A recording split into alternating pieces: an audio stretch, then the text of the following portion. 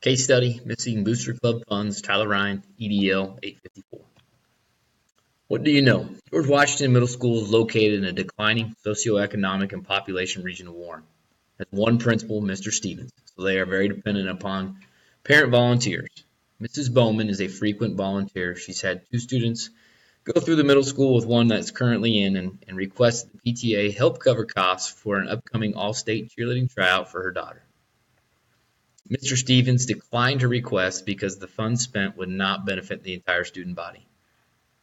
Mrs. Bowman worked the admission ticket gate for the last home game of the year. Mr. Stevens was busy with supervising duties and unable to oversee money collecting duties in both the admission and concession stand gate. The school uses pre-numbered tickets and inventory of concession items to help with mishandling of funds. It was noted that another parent, Mr. Dumas, used a $50 bill to pay his entry into the game. This is something that Mr. Stevens had noticed. At the end of the night, Mrs. Bowman gave Mr. Stevens and the security guard the bank bag for both admission gate and concession stand. Mr. Stevens counted the funds in front of the security guard and saw a note that tickets 78 through 88 were torn and discarded. Ticket proceeds balanced with the number of tickets sold minus the 10 reported, but the total didn't reflect the amount that should have included the 10 tickets Mrs. Bowman claimed were torn. Mr. Stevens couldn't find a $50 bill in the change bag and the cost of the 10 tickets among the currency bag. What do you need to know? Who else worked with Mrs. Bowman? Who handled the money and who handled ticket exchange? Who previously worked the admission gate, and did they notice torn tickets? Was money exchanged to make change with a concession stand, which would require the use of a larger bill? Were funds left unsupervised at any point?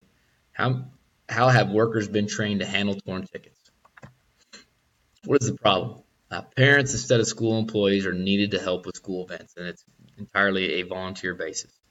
At the last home game, Mr. Stevens saw a parent pay for their entry with a $50 bill. When the money bag was turned in, 10 tickets were discarded because they were torn. The $50 bill was not in the money bag, and the total amount was short 10 tickets and $50.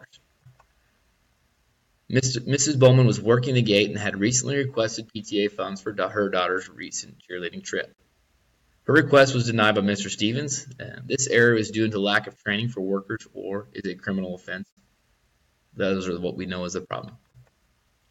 Plan of action. First, Mr. Stevens should do a thorough recount of the money bag. The next day, he should call all volunteer workers from the previous night to ask questions about ticket and concession stand procedures. Each worker should be asked about the torn tickets and the assumed protocol for dealing with that, if there is a protocol in place for that at all. Next, a meeting with school staff encouraging them to volunteer. Obviously, there is a shortage of help because of the parent involvement, and that's where Mr. Stevens can go ahead and ask the remaining staff if they would be willing to volunteer. This will be followed by the office staff creating a simple document outlining guidelines to help volunteers with questions and to avoid future issues. Email this to all staff and parents. So that document created would be emailed to all the staff and parents. Strategies for implementation. Create a handout that clearly explains guidelines such as torn tickets and how workers should deal with specific issues. And when confused, consult the administrator on duty. Recruit staff to assist with activities. It is not required, but ask if they would consider volunteering once a semester. Require no less than 2 individuals to handle money and require them to count and sign off the total at the end of each night. Not just one person. Extracurricular activities are an important part of a child's education. This is promoting the success of all students. For those activities to continue, George Washington Middle School must have parents volunteer. We must have clear guidelines and procedures for our volunteer workers to follow. In an effort to alleviate the strain on administration during game night, we ask the staff to volunteer one night a semester. Showing an interest in our students outside of school is also a great way to improve relationships. Adequate funding is vital in supporting our students in their school activities. We cannot afford to lose money for any reason. Requiring 2 people to work positions that handle money can help to eliminate problems, both intentional and unintentional. Category 4, debrief the problem. Identifying issues that are unresolved or open to further investigation. These are some of the things that thinking, feeling, and valuing. Under the thinking category, what can we do to avoid problems with this in the future? George Washington Middle School must continue to have parents volunteer regardless of the outcome of this situation. It's just too dependent, and there's just not enough support. Parents are going to have to play a very big role. How can we get more people to help out with the limited number of activities that the school offers? What are some ways to continue to get not just parents but more staff involved? Feelings. My first assumption with an issue like this is that Mrs. Bowman would not steal from our school. There must be some sort of mistake. I think that's just an inherent belief I have that people are good, and things like this don't normally happen. Also, I was feeling that Mr. Stevens must be overwhelmed with all that is asked from an administrator like him with such little support. And then third, funds are so tight within a school that we cannot afford things like this to happen. It only hurts our students in the end. Under the value of the support the parents have shown school, and hope it continues that way. I think it's phenomenal the amount of support that parents do and the time they invest. I value the dedication for Mr. Stevens to take on so much responsibility himself. That would be very tiring and exhausting. And I value that George Washington Middle School tries to provide extracurricular activities for kids considering the financial strain the school is under. Unresolved issues. And that boils down to, did Mrs. Bowman take the funds? What consequences should there be if she did? Why was there confusion in dealing with torn tickets? How can we get more support from the staff at games? And how can we go about solving this process without scaring other parents away from volunteering? Obviously, we're dependent upon parent involvement, and we want to continue to encourage that.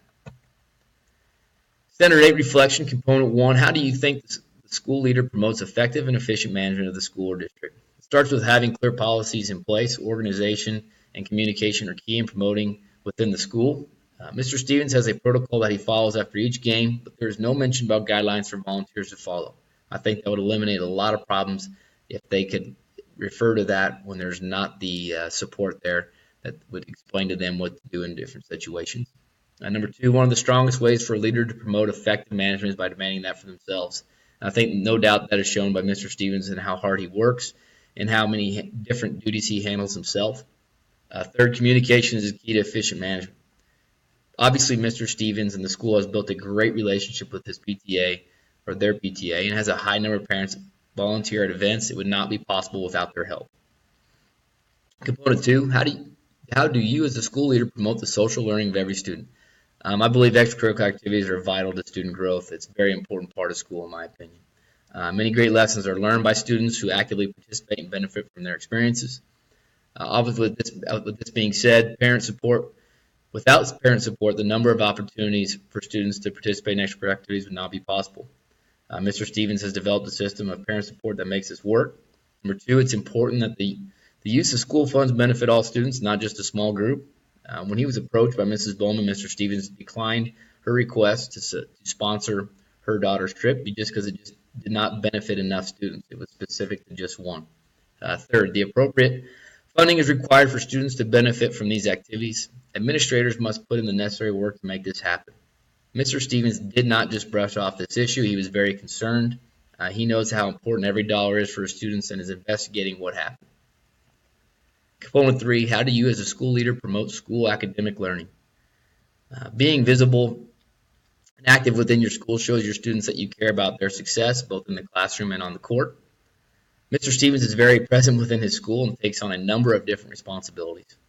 Students who are more active in school will score better than those who are not active. Mr. Stevens works hard along with his PTA to support these activities and give students the opportunity to be involved. Last, leaders promote student learning by understanding that it is a responsibility of all stakeholders.